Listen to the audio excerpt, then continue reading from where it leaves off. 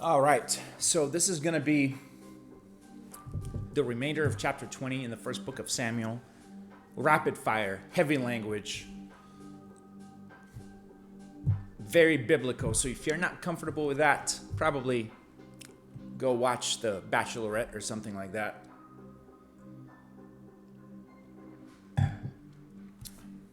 I'm not even going to recap what in the world happened. So let's just go with what's going on here. So this is the first day in the new moon holiday. So David hid himself in the field, and when the new moon was come, the king sat him down to eat meat. And the king sat upon his seat, as at other times, even upon a seat by the wall. And Jonathan arose, and Abner sat by Saul's side, and David's place was empty. Nevertheless, Saul spake not anything that day, for he thought something had befallen. He is not clean. Surely he is not clean. Right? So,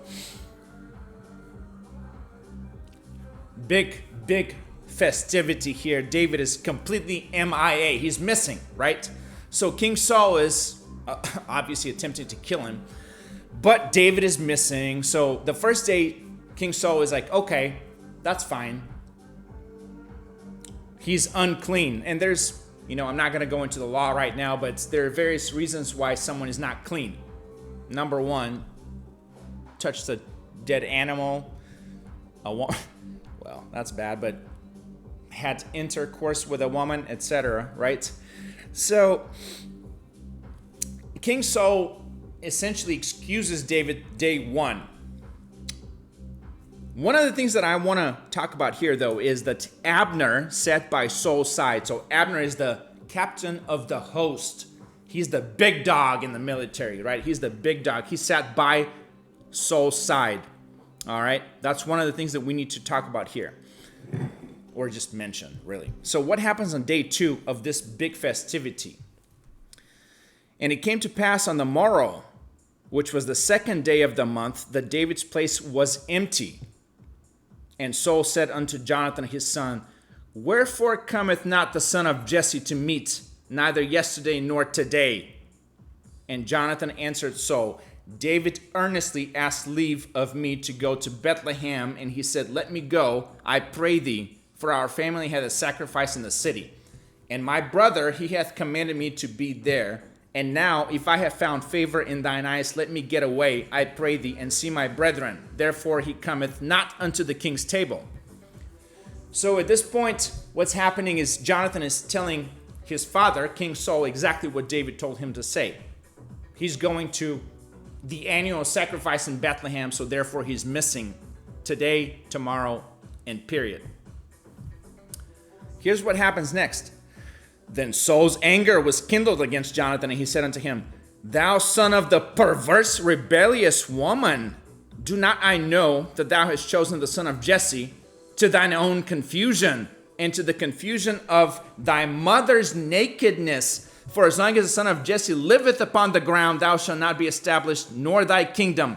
Wherefore now send and fetch him unto me, for he shall surely die. Brutal comment by King Saul to his son. So what's happening here is King Saul is telling Jonathan, Thou hast chosen the son of Jesse to thine own confusion, and unto the confusion of thy mother's nakedness. That is rough. So first of all, he calls him, Thou son of the perverse, rebellious woman. We use different terms of son of something. This is what they used back then. Perverse, rebellious woman. Wow, that's rough. To his own ex-wife, maybe current wife, whatever she is. But that's his son's mother, obviously. And you've chosen the son of Jesse, that's David, if you didn't know, to thine own confusion. So confusion here is not used as you're confused. It is to your detriment, and into the confusion of thy mother's nakedness. Wow, that's rough, right? Here's Jonathan's response. And Jonathan answered Saul his father and said unto him, wherefore shall he be slain? What hath he done? Once again, he's doing the same thing he did last time. He said, what has he done? What is his iniquity? Iniquity, if I didn't explain it last time, means simply his sin, his wrongdoing. What is his iniquity? What has he done? This is Jonathan's response to his father when his father addresses him like that. First of all, calls him a son of a rebellious woman, right? And a woman that apparently he's confused to her nakedness, right? So here's what Saul does in response to that. And Saul cast a javelin at him to smite him, whereby Jonathan knew that it was determined of his father to slay David. So Jonathan arose from the table in fierce anger and did eat no meat the second day of the month, for he was grieved for David because his father had done him shame. All right, so there's multiple things going on here. First of all, Jonathan's response is very much typical of what David would say. What have I done wrong? What has he done wrong? Just go ahead and tell me, right? And what does King Saul, his father, say? Bam! Cast a javelin. This is multiple times. I would suspect his wall doesn't look like my wall. That wall probably had massive holes because this guy was used to throwing javelins at everybody and their mother, okay? No puns intended here. Whereby Jonathan knew that it was determined of his father to slay David. So this is when Jonathan ultimately finds out, all right, my father wants to kill David, period, right? What does he do? So Jonathan arose from the table in fierce anger and did eat no meat the second day of the month. Meats just simply in the King James Version doesn't mean necessarily meat like we describe meat today. It just means food. He just simply didn't eat. He arose in fierce anger and did eat no meat the second day of the month, for he was grieved. He was very grieved. That's his friend. He was very grieved for David because his father had done him shame. This is a shameful act, right? We're talking about a very shameful act here. King Saul wants to kill David, even though David did him nothing wrong. In fact, he did quite the opposite, right? He brought a lot of fame to King Saul. Shame. That's a shame, right? That's a huge shame. And it came to pass in the morning. So this is the following morning. So hopefully Jonathan wasn't hungover and shooting arrows, but he's fulfilling the sign that David and Jonathan discussed last time, okay? Here's what happens the following morning. And it came to pass in the morning that Jonathan went out into the field at the time appointed with David, and the little lad with him. And he said unto the lad, run, find out now the arrows which I shoot. And as the lad ran, he shot an arrow beyond him. And when the lad was come to the place of the arrow which Jonathan had shot, Jonathan cried after the lad and said, is not the arrow beyond thee? And Jonathan cried after the lad, make speed, haste, stay not. And Jonathan's lad gathered up the arrows and came to his master, but the lad knew not anything, and Jonathan and David knew the matter. And Jonathan gave his artillery unto his lad and said unto him, go, carry them to the city. All right, so this is the fulfillment of that sign that I talked about last time. So what happens here is he shoots an arrow and then he cries out to the boy, to the little boy, is not the arrow beyond thee? So David hears him, meaning David knows at this point that evil is determined against him. Make speed, haste, stay not. As if he's talking to the boy, he's talking to David. And Jonathan's lad gathered up the arrows and came to his master, but the lad knew not anything. So the boy doesn't know what's going on. He just simply is gathering the arrows and going. And he sent him back to the city, gave him his artillery, and said unto him, go, carry them to the city. And this is where the fun begins, right? So if you've stayed this long, well, may you be blessed, because this is where the fun begins. So listen to what happens next. And as soon as the lad was gone, David arose out of a place toward the south and fell on his face to the ground and bowed himself 3 times. And they kissed one another and wept one with another until David exceeded. And Jonathan said to David, "Go in peace, for as much as we have sworn both of us in the name of the Lord, saying, the Lord be between me and thee, and between my seed and thy seed." And he arose and departed, and Jonathan went into the city. Right? So what is going on here? First of all, this is completely unusual. Completely unusual. You will never see that happen again. Period. This is one of the most unusual circumstances that has ever happened in this book. And that is King David, future King David. What did he do? He fell on his face to the ground and bowed himself 3 times. And they kissed one another and wept one with another until David exceeded. David exceeded means he just simply cried more. He just cried way more than, wept way more than Jonathan did. Why? Why would David do that? Let me tell you why. It's because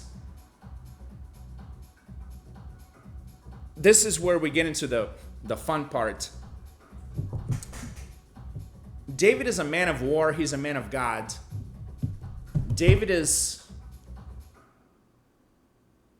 not have many people at this point, or ever for that matter, that actually back him up and support him. So him bowing down to face down on the ground 3 times is completely unusual. He only would do that for someone that actually appreciates him. All right. That's why he did it, because he loved his friend and he knew that his friend was gone. This is it. There's no more Jonathan. He's going to see him one more time at most. Why is that so unusual? Let me tell you why. First of all, Jonathan is the son of the king, right? He's the son of King Saul. David has a lot of appreciation for Jonathan, obviously. And on top of that, first of all, he has lost what? He's lost his wife at this point, right? His wife she told him, get out or you're going to be dead. And then she's given away to someone. We'll find out a little bit later. Jonathan is the only one on earth that actually understands David and understands the situation that David is in and understands Jonathan understands God's providence, okay? That's what's going on here. Now, you would say, well, okay. I mean, he's still going to be the king, so what's the big deal? Well, the big deal is that David is exceedingly lonely, right? That's the big deal. He's exceedingly lonely. So why is that? Well, let me tell you why that is and why that's a recurring theme in this book. And if you find yourself in some sort of a situation where there's a million friends that understand you, you're probably not a Christian that believes in this book, okay? You're simply not. I'm not even going to talk about a billion people that understand you. You're definitely not someone who is described in this book. Now, are you a Christian? Well, there's many arguments, but let me tell you something. The evidence just simply doesn't support that idea, at least not the evidence in this book. Let me go from a chronological standpoint, from a chronological order. I will go from the beginning to the end so that you can see why this is not supported at all and why David is not at all different from anybody else. Let's just go from the beginning, okay? And I have a list over here. Abel. Cain killed Abel. Done. Those were the sons of who? Adam and Eve, right? Abel is gone. Noah. How many people showed up for the boat trip, for the cruise ship, huh? His wife and what? Their descendants, and just a few of them. And guess what happened after they unboarded? Well, guess what happened after they unboarded? One of his sons apparently did something shameful with the mother. I don't know what that is. Nobody knows. We'll never speak of it again, right? Let's go further. Jacob, all right, that's who was renamed to Israel. He was used for 14 years. 14 years. He wanted one thing. He wanted that woman, all right? And what happened to him? He was used for 14 years to get to that woman. Let's go with further down. Jacob's son. Well, he had 12, obviously, but let's go with Joseph, because that's where the story goes. We're not told a whole lot about the other ones. What happens to Joseph? Abandoned. He was abandoned to die. They wanted to kill him. Instead, we decided, let's just not kill that guy. Let's just leave him out there, okay? What happens? He goes to Egypt, sold into slavery. He becomes extraordinarily successful. Guess what happens? The queen, Pharaoh's wife, wants to hook up with him. He rejects her. So therefore, guess what happens? Thrown in jail. Let's go, right? That's Joseph. Further down, Moses and Aaron.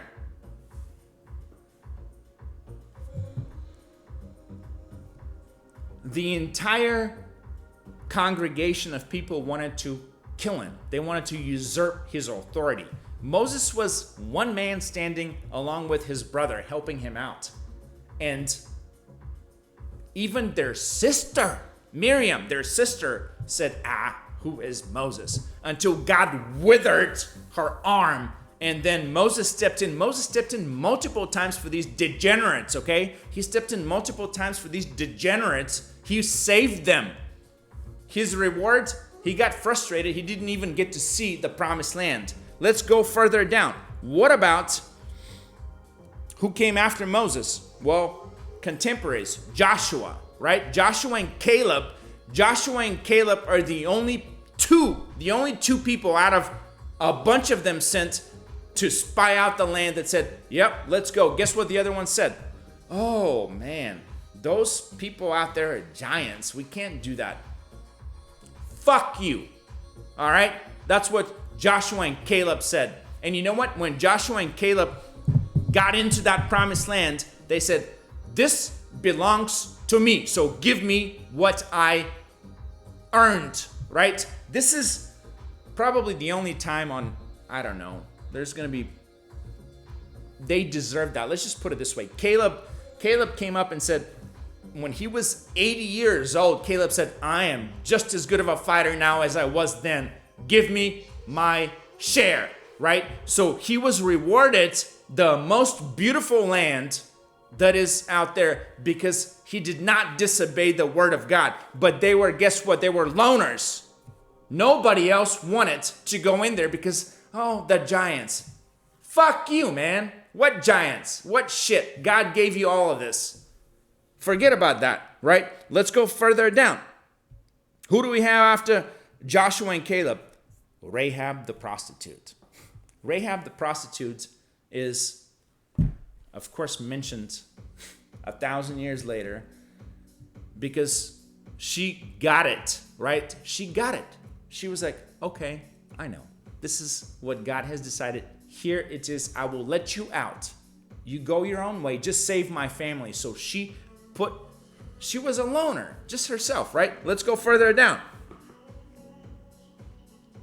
We go into the judges. Samson. Samson was one of those where he just didn't give a flying fuck. He just went on a rampage. I mean, his parents did not agree with anything, and he just went all after them, right? He was just like, I don't care, just let's go, right? He was a complete loner. He was a standalone. Same thing with Jephthah, same thing with Gideon. That's why they're mentioned 1,000 years later, right? Or 1,500 years later, whatever it is. Further down, where do we get to? We get to David. Well, how many people outside of Jonathan, who he just lost for crying out loud. How many people actually understood David? I would say Abigail is one of them. She just really got him. She got to him. The other one was Bathsheba. Bathsheba, I have no doubt that she got him, which is why she probably got him more than anyone else on earth, which is why he was willing to murder, right? He was willing to murder for her. He wanted her. He wanted her so much because she got him. She understood him, right? So, same thing with his son, right? Same thing with his son Solomon, because we're going down chronologically speaking. His son Solomon had everything that any person on earth could ever imagine. He had wealth, he had wisdom, he had land, he had every single thing that any person on earth would ever want. He had, we're told, one companion, right? And I think he, just like his father, he probably overcompensated a little bit, right? So he got a whole lot of women, and guess what he did? He just simply did whatever they wanted. He built them shrines and stuff like that. That's overcompensation because he was a loner. He was alone. The only woman that probably ever got close to his heart was the Queen of Sheba, and I'll talk about her down the road. Let's go down the road, right? Elijah. He went through so much and he said, God, take me away. I don't want to deal with this nonsense, right? He was Elisha, same thing, right? The kid that was his, I guess, student, if you will, same thing, right? They were loners. Let's go further down. Well, Job, Job, Job. That book for sure was written way before, chronologically speaking, but Job was he was left alone, all right? His friends abandoned him. Everyone died. He is just completely alone. So, again, recurring theme. If you find those 1 million people, let me tell you something. You're probably on the wrong track. Let's go further down. Daniel. What did Daniel do? He helped Babylonian king understand his dream, and then further down, well, let's just throw him to the lions. Let's throw him to the burning furnace. Why not? Right? That's what he got, right? And then the prophets, chronologically speaking, well, all the prophets were exactly the same. Same thing with Jonah, right? Jonah goes and what? He just saves a city, and then he gets what in response? A bunch of nothing. The one recurring theme is that God always stood by them. He was always saying, hey, I know. And why does God know that? Well, let me tell you why God knows that, right? Let me tell you why God knows that. Let's talk about Jesus Christ, right? Let's talk about Jesus Christ for a little bit, because it is that time of the year. His mother, number one. His mother said, well, these people need some wine. Why don't you make some wine? So he makes wine out of water, right? What is his reward for that? Do you know what his reward for that was? Well, his mother and her other sons come and say, don't talk about God that much. Let's just get you out of here. You've lost your mind, all right? That's his reward. We're not told at all what his father's situation was. And thank God, because I can only imagine what the reward of his obeying God was from his father. I don't even want to know. Was he a good father? I have no doubt that he was a good father. He was guiltless, right? That's what we're told. But we don't know the story behind that. But judging from what happened to his mother, the situation between his mother and his brothers to himself, I can only assume what it was. Let's just go further down with the life of Christ. His hometown people rejected him completely. That is documented, well documented. All right, none of this that I'm saying is spoiler alert. That's well documented. What about his disciples? Rejected him, right? How many times did Peter reject him? 3 times. 3 times. What about from a cosmic perspective? Let's look at it from a universal perspective, right? What do we do whenever we get in trouble, right?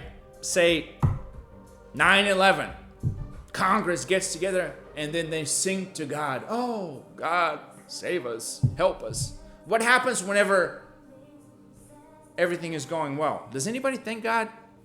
Nope. How do you show up in front of God then and say he is at fault, right? That is what hell is. And I mean, I would hate to explain to you what hell is. There's a lot of other people that explain that to you. I would hate to explain that to you. But we just simply do not have an argument against God because this is who we are as people, isn't it? Do you reject that idea? It's documented. So if you find yourself in a group of people who are just supporting you so much and you're just so happy that you found a community, more than likely you're on the wrong track, person. You're on the very wrong track. Like one time I was sitting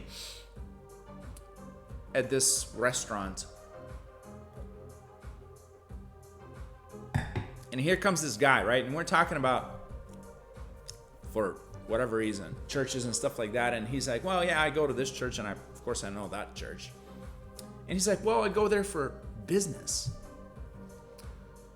Thank you for being honest. At least be honest with yourself, you know? Tell me you're going there for business, you're going there for community, but don't tell me that you're a Christian because you're a disgrace according to this book right here, because there's no support for that, right?